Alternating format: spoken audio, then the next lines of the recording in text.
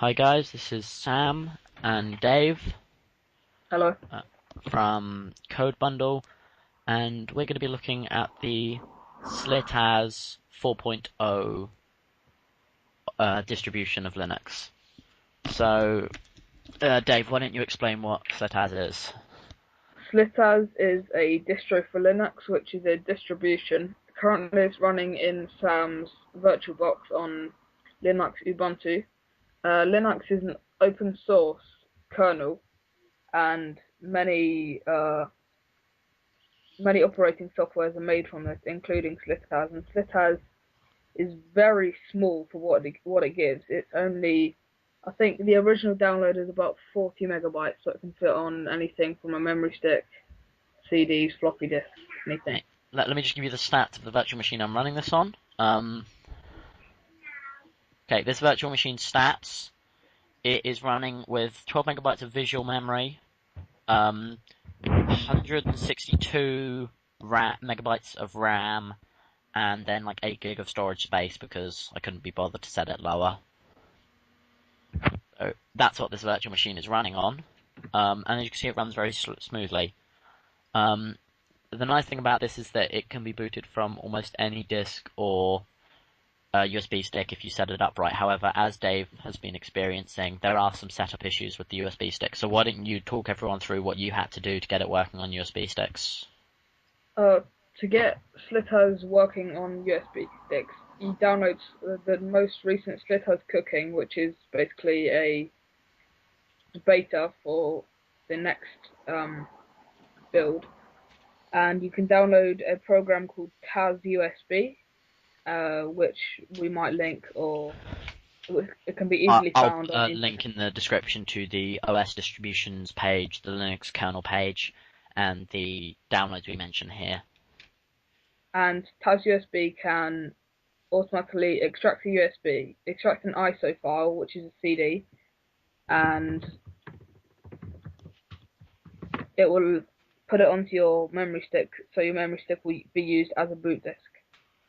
Okay, so that's enough talking. Let's have a look at how this thing actually works. So, the first thing a lot of people will care about is the desktop, as this is the first thing you see. Now, the desktop is very smooth. There are a lot of these sort of small things, so Puppy Linux and what was the one you tried, Dave? I've used Slackware, and Yeah. Now, Xubuntu. would you say the mouse acceleration on those is pretty appalling? It goes very quickly. I've experienced high mouse acceleration with SliTas as well, because all of these, as they're small, are made for laptops and netbooks, so Mm, they have a higher mouse acceleration just to make it yeah. seem more like a computer. Well, the system that I'm running this on has got very low RAM, and there's probably a mouse acceleration setting that we could turn down. But at the moment, this is running on sort of netbook specs, which is probably what this distribution is designed for. And there is very little mouse. It's really nice. So the other thing, desktops, multiple desktops, that's a key feature. Um, so desktop one and desktop two. I just opened something on desktop two to show you. So if I move to desktop two, this is Taz panel. This is sort of your settings and the way Ubuntu has the Ubuntu Software Center and there's Yum and things like that. This is Taz panel's package manager.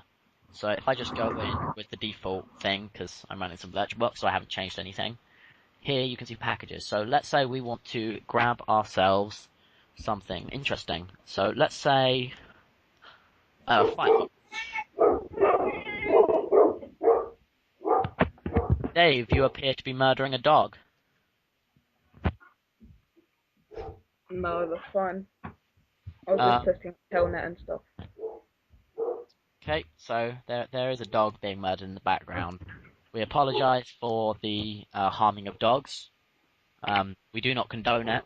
However, Dave's family are of course dog murderers. Um,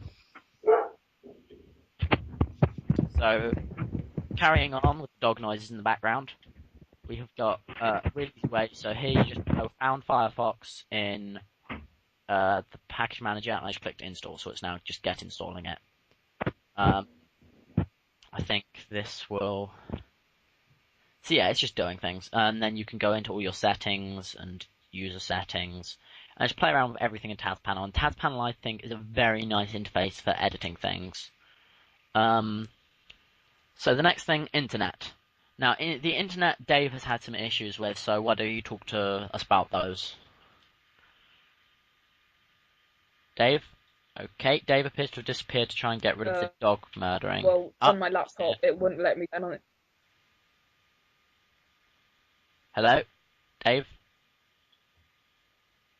Yeah, on Okay. my laptop, a Wi-Fi button would not turn on. So, Okay, so let's just have a look at it here. So if we just configure this. Um, so again, all configuration is done through Taz Panel. Um, yeah, so it has some issues with the internet, but nothing that could be. I'm sure this is just because of the way we're running them. I'm sure they work if you install them properly and don't do USB booting and things like VirtualBoxing. So next up is whatever this is. This is their web browser, which by default is a SliTaz web browser, which is really lightweight and small. As you can see, it boots to the SliTaz homepage. Um, Applications. So it comes with, for a small thing, it comes with a lot of applications, code editors.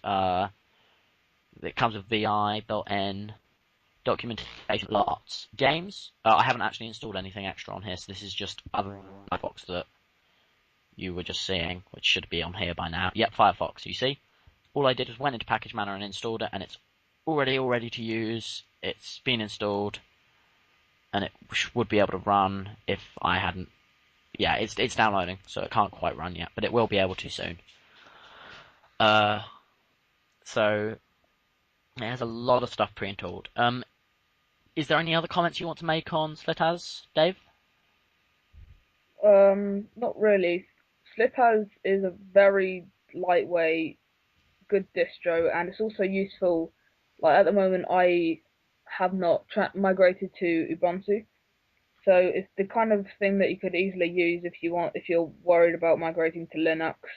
And also, say you have a really old PC, such as like that would be useless nowadays, that had like a small RAM or a useless computer. It can even be installed onto floppy disks to make use of a old software.